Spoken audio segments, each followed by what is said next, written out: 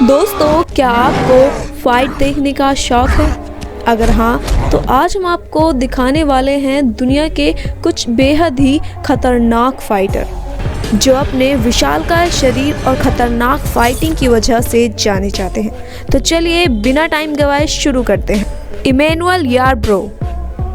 इन्होंने अपनी करियर की शुरुआत सूमो पहलवानी के रूप में की थी और उसके बाद ये जूडो, रेसलिंग और अमेरिकन फुटबॉल मैच में भी पार्टिसिपेट करने लगे। यारब्रो इतिहास के सबसे भारी स्पोर्ट्समैन थे और भारी स्पोर्ट्समैन के रूप में इन्होंने कई अवार्ड भी जीते हैं। उस समय इनका वजन 272 किलोग्राम था और उस समय इनकी हाइट 6.6 फीट थी।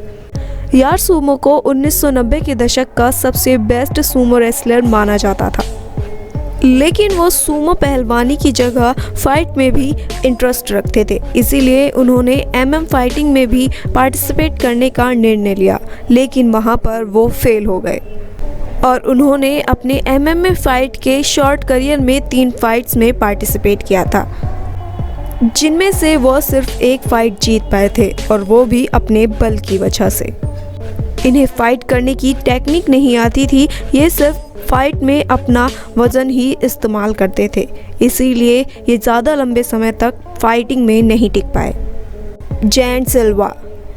पेआलो सीज़र डे सिल्वा को जेंट सिल्वा के नाम से भी जाना जाता है। ये एक ब्राज़ीलियन फाइटर हैं और इनकी हाइट 7.18 फीट है और इनका वजन 172 किलोग्राम है।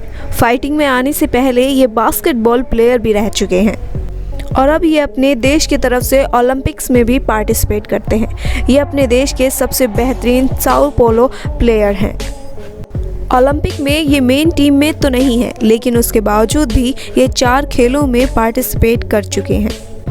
1990 में इन्होंने अपने आप को एक अलग लुक देने के लिए अपने बालों को लंबा कर लिया और इसके साथ ही अमेरिकन रेसलिंग एसोसिएशन को ज्वाइन कर लिया और उसके बाद से ये सबसे लंबे फाइटर के रूप में मशहूर हो गए। 2003 में इन्होंने एमएमए फाइट में पार्टिसिपेट करने का निर्णय लिया, लेकिन उस समय इनसे एक बहुत बड़ी गलती हो गई। उन्होंने अपने अगेंस्ट फाइट करने के लिए एक बहुत ही एक्सपीरियंस्ड फाइटर को चुन लिया। उस समय इन्हें खुद को ज़्यादा फाइटिंग नहीं आती थी, जिस वजह से ये हार गए।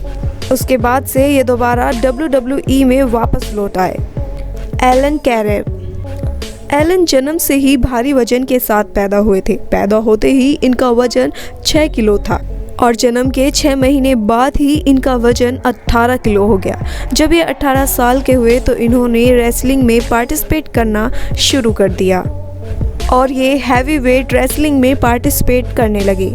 एलन ने अपने करियर की शुरुआत आर्म रेसलिंग से की थी, जिसमें उन्हें सफलता भी मिली और उसके बाद उन्होंने सूमो रेसलिंग की प्रैक्टिस करना शुरू कर दिया, जिसमें 2002 में इन्होंने वर्ल्ड चैम्पियनशिप भी जीती। 2005 में इन्होंने अपने भाग्य को MMA में आजमाने की सोची। इन्होंने MMA में 5 फाइट में पार्टिसिपेट किया, लेकिन इन्हें उसमें सफलता नहीं मिली। MMA में इनकी जर्नी 1 साल से भी कम की थी। उसके बाद से इन्होंने अपनी सूमो फाइटिंग पर ही फोकस करना शुरू कर दिया। Alessandro Lungu. एलेक्जेंड्रो लुंगू बहुत ही फेमस रोमानियन फाइटर और बॉक्सर थे और उन्होंने MMA में भी एंट्री की थी। उस समय इनका वजन 170 किलो था और इनकी हाइट 6 फीट थी, इसीलिए ये हमेशा हैवी वेट फाइटर की कैटेगरी में ही पार्टिसिपेट करते थे। MMA की फाइट में इन्होंने 15 में से 10 फाइट जीती थी। 23 अक्टूबर 2005 को इन्होंने जेम्स थॉम्सन के अगेंस्ट फाइट की और इन्होंने बहुत ही जल्दी थॉम्सन को पटक दिया था, लेकिन जल्दी थक जाने की वजह से इन्होंने वो फाइट हार दी। लेकिन फिर अगले वर्ष उनकी फाइट मार्क बुकानो से हुई, जिसमें वो जीत गए और इस तरह से उनका फाइटिंग करियर रहा। तो ये थे कुछ बेहतरीन MMA के फाइटर। आपको ये वीडियो कैसी लगी हमें कमेंट बॉक्स में ज़रूर बताइएगा। साथ ही साथ इनमें से आपका कौन सा फेवरेट फाइटर है ये भी हमें कमेंट बॉक्स में ज़रूर बताइएगा। साथ ही साथ वीडियो पसंद आई हो तो वीडियो को लाइक करें, ज़्यादा से ज़्यादा शेयर करें और चैनल को सब्सक्राइब करना ना भूलें।